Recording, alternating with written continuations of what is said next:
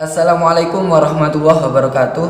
Perkenalkan, nama saya Ahmad Khidir Adib, mahasiswa UIN Maulana Malik Ibrahim Malang, Prodi Pendidikan Agama Islam. NIM saya 1911184.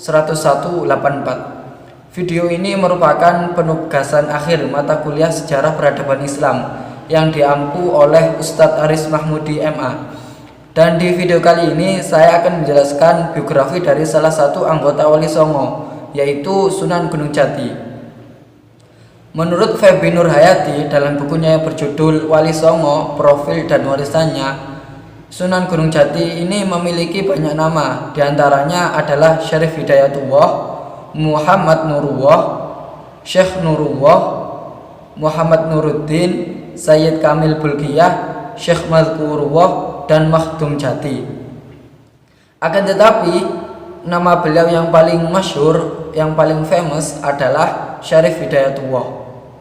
Sedangkan dalam beberapa babat beliau itu disebut dengan Syekh Nuruddin Ibrahim Ibnu Israil, Syarif Hidayatullah, Said Kamil, Maulana Syekh Makhdum rahmatullah. Beliau lahir pada tahun 1448 Masehi. Ada juga yang mengatakan bahwasanya beliau itu lahir pada 1450 Masehi, dan beliau itu wafat pada tahun 1568 Masehi. Akan tetapi menurut versi kitab Syamsul Dhahirah, beliau itu lahir pada tahun 1580 Masehi. Ada banyak versi mengenai silsilah beliau. Akan tetapi saya akan menjelaskan nasab beliau dengan mengacu pada kitabnya Sayyid Abdurrahman bin Muhammad Al-Masyhur yang berjudul Syamsul Dhahirah fi Nasabi Ahlil Bait. Sunan Gunung Jati ini merupakan dzurriyyah Rasulullah SAW. Sedangkan dari urutan jalur ibu, beliau ini merupakan keturunan Raja Pajajaran.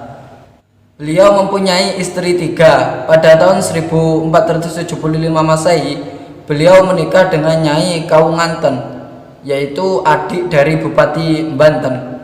Dari pernikahan ini Sunan Gunung Jati dikaruniai 2 putra, yaitu Ratu Winaon pada tahun 1477 Masehi dan Pangeran Sebangkikin pada tahun 1479 Masehi. Pada tahun 1479 Masehi, Sunan Gunung Jati menikah dengan Nyai Ratu Pakungwati yang bersemayam di dalam Agung Pakungwati. Beliau menikah dengan istrinya yang ini dianugerahi 2 anak, yaitu Ratu Wulungayu dan Pangeran Muhammad Arifin atau yang terkenal dengan Pangeran Pasarean. Kemudian beliau juga menikahi dengan seorang putri Raja Yunglu yang bernama Hongki pada tahun 1485. Dan di zaman sekarang dzurriyyah beliau itu masih lestari, ada yang menduduki di Kesultanan Kasepuhan Cirebon. Di antara dzurriyyahnya yang masyhur adalah Sayyid Saif Alwi Pahlawi, kemudian para pengasuh, para masyayikh di Pondok Pesantren Kempek Cirebon, diantaranya Profesor Dr. Kiai Haji Said Agil Siraj, Ketum PBNU, dan Kiai Mustafa Agil, menantu Mbah Mun, dan juga ada Ajengan Ujang Bustomi yang terkenal dengan ilmu hikmahnya. Sunan Gunung Jati adalah pribadi yang suka membantu, dermawan, jujur. Menurut budayawan Agus Sunyoto, kisah Syarif Hidayatullah menuntut ilmu itu diwarnai dengan cerita-cerita yang absurd, sehingga perlu penafsiran untuk mengetahui kebenaran historisnya.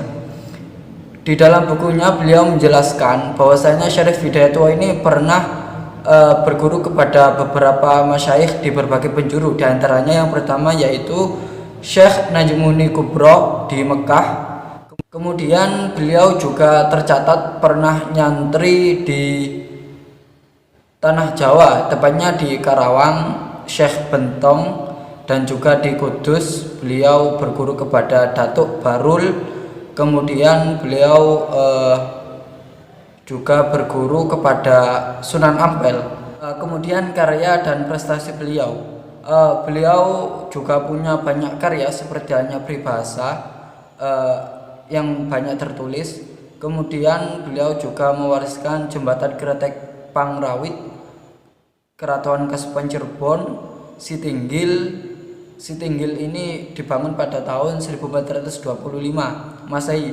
Bangunan ini terdiri dari beberapa buah bangunan yang umumnya tidak berdinding, antara lain bangunan Pandawa 5 yang berbintang 5, yang mana itu melambangkan 5 rukun Islam.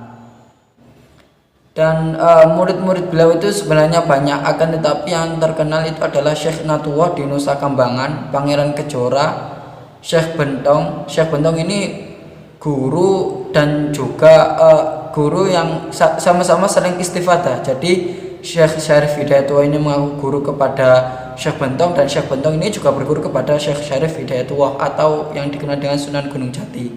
Kemudian metode beliau dalam berdakwah itu ada banyak, diantaranya yaitu berdakwah lewat jalur politik. Beliau yang ulama yang sekaligus umarok. Kemudian juga beliau berdakwah melalui perkawinan dan juga memperluas hubungan dengan tokoh-tokoh yang mempunyai pengaruh.